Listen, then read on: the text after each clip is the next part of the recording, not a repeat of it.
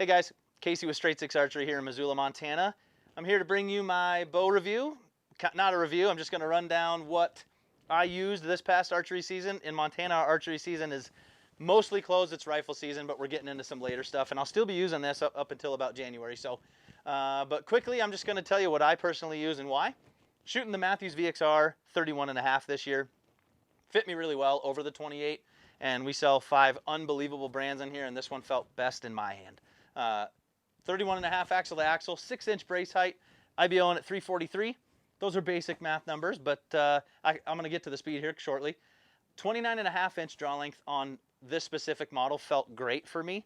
I measure out at about 29 if you measure my draw length, and I have the 70-pound mods in here. With the switch weight, you can go 60, 65, 70, and 75 pounds, and I opted, being at 29.5, I was getting enough speed that I felt what I was comfortable with to get broadheads to fly at 70 pounds, so I just opted to go with that. Quick breakdown of the accessories I have on here. I have a 4-arrow arrow web on here from Mathews. I love it. It's small, streamlined, quick attach. I use a 4-arrow because I felt like it was enough arrows. If there are some 6-arrow, some 7-arrow quivers, it's a little too much for me. And if you need 6 or 7 arrows, you're doing something else wrong. Rip TK in the quiver, and I'll show you how that comes off. It just rotates off. In the quiver, I'm using the Victory Rip TKO lineup in a 300 spine with the 60 grain steel insert. It's weighing in about 445, and this bow's shooting it at about 292, which is plenty fast for me. The broadhead that I chose this year that flew the best for me, and I felt was very comfortable in, was the Q80 Exodus head. 1.25-inch cut, 3-blade, ultra sharp, and they spin super well, and they're just really, really tough. So that was the broadhead of my choice. Going with the sight, I went with the Montana Black Gold 5-pin Ascent Verdict. It's a mouthful, but I've had the sight for probably 2-3 years. I've loved it ever since, and especially my style of hunting. I like ground and pound, spot and stock, all that. I don't really do well sitting. So I went with the 5-pin, and it is a dial, so any situation, if it comes in 20 through 60, I'm good with pins. I can dial out from there if I need a follow-up shot, or if it's just beyond a little bit beyond 60, which is totally fine. The rest, I went with a Trophy Taker Smackdown. I like this rest. I've had this one for a number of years, and I've kept with it because it's really light and it's really reliable, and I just have no reason to switch. And I like limb-driven myself. I don't like anything touching my cables.